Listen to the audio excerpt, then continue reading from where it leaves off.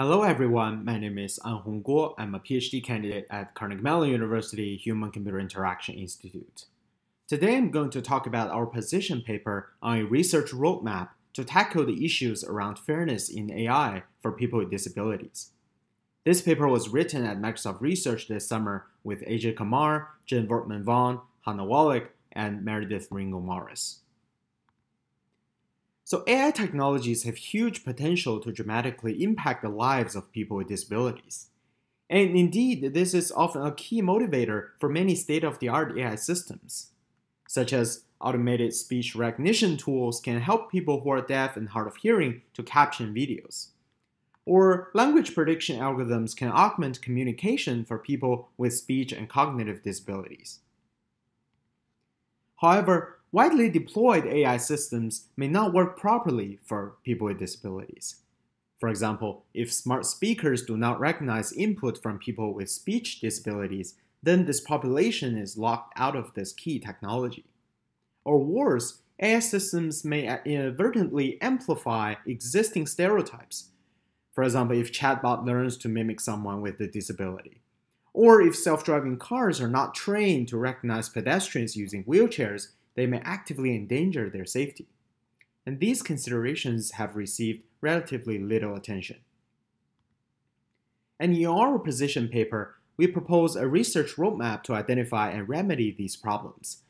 By first identify potential inclusion issues of AI systems and methods, and then to test the hypothesis to understand failure scenarios, then to create benchmarking datasets to support replication and inclusion, and finally to innovate new methods and techniques to address these problems.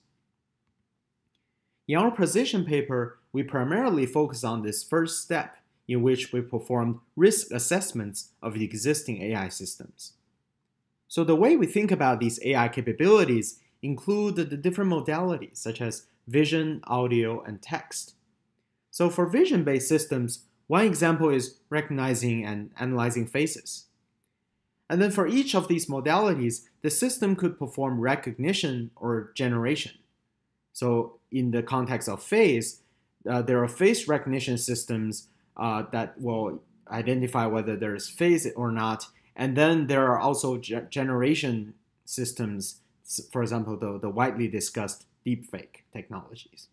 And for recognition, it also can be broken down to detection, which is whether there is a face or not, identification, so to figure out who this is, verification in the context of Face ID to lock people in, basically asking the question of, is this you?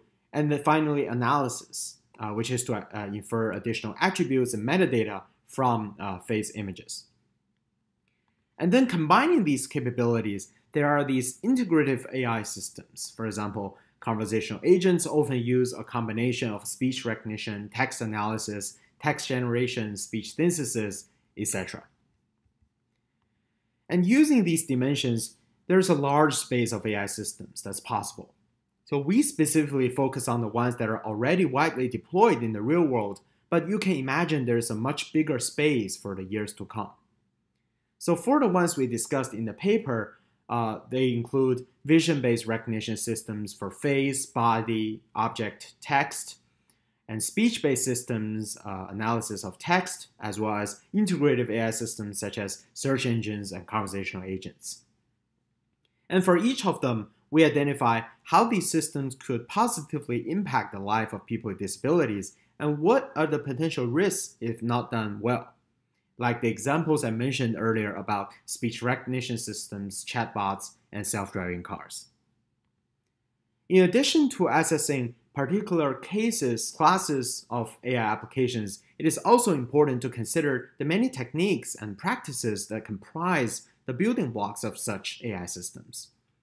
And they may lead to biases against people with disabilities, such as techniques for outlier detection, practices for evaluating systems through aggregated metrics, defining objective functions, and using training data that do not capture the true use cases or the true complexity of the real world. And we also categorize 5 different kinds of potential harm caused by unfair AI systems. So most of our examples in the paper are related to quality of service, like voice-activated smart speakers that do not recognize input from people with speech disabilities. Others are related to harms of allocation, like using incorrect predictions of the emotional states or personality of someone with autism as input into an automatic hiring system. And another type of harm is denigration, like erroneously flagging inputs from people with disability as invalid outliers. There are also harms related to stereotyping and over and underrepresentation. For example, information retrieval systems may inadvertently amplify existing bias against people with disability by returning stereotyped or poorly represented content in search results.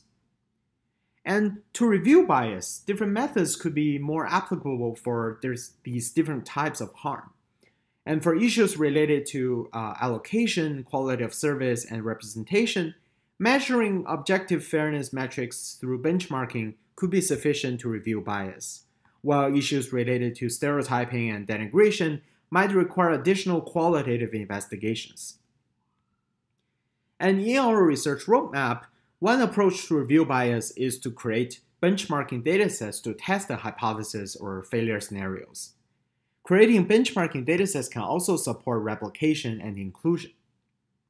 This is another key area for future work because there are complex ethical issues involved for creating such datasets for vulnerable groups, such as around consent, around the privacy and sensitivity of the population, coverage and quality of data, etc. So there are two primary ways to collect data: repurposing existing data or collecting data from scratch. And there are many trade-offs related to cost, but there are also many ethical trade-offs. For example, using online data, is it acceptable to create datasets representing disability by scraping existing online data sources?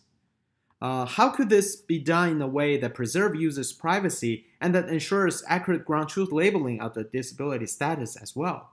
And are there potential harms by aggregating data about disability might expose these people to?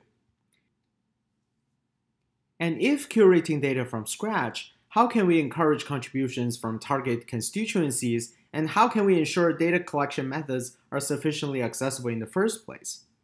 And is informed consent in data collection possible for people with some type of intellectual disabilities? And if not, what methods can be used to promote fairness in AI for this class of end users? There are more questions than answers. But considering these trade-offs I've just mentioned, maybe one approach is to first use existing online data to perform exploratory data analysis to show potential problems, and then it could be easier to ask people to contribute data using a web data call. And after collecting such a dataset, it should not be released as an openly downloadable zip file like many AI datasets do, but instead set up evaluation servers for people to submit their models. In this way, people can opt in and out, and negative ways of using the data could be prevented. And finally, the last step of our research roadmap is to evaluate how much existing bias mitigation techniques work. And because of the uniqueness of disability, some problems might not be solvable using a general model and can never collect sufficient and balanced training data. And therefore, designing new modeling, bias mitigation, and error measurement techniques is very important, such as building personalized models or a tiered system. And in summary, we present a research roadmap that moves us towards fairness in AI for people with disabilities. And if you're interested in reading more about our paper, it is available at aka.ms/AI in capital letters and A11Y in lower capital letters. Thank you.